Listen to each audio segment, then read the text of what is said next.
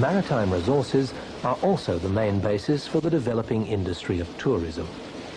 Around Christmas Island, where most tourists go, the game fishing is extraordinary. Christmas Island also holds some of the largest seabird colonies in the Pacific.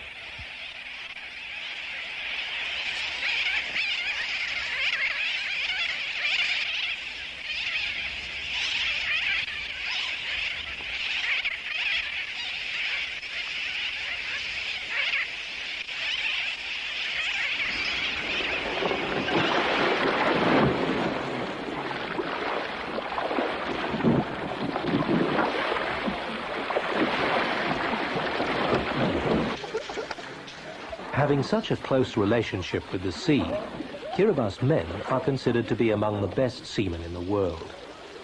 The government-run maritime school is building upon this potential.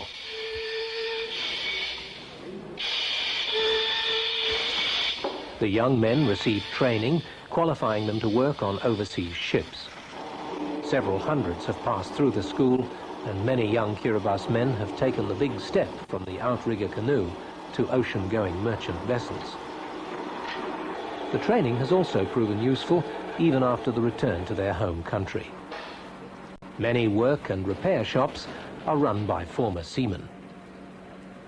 The effects of the school are felt all through the society.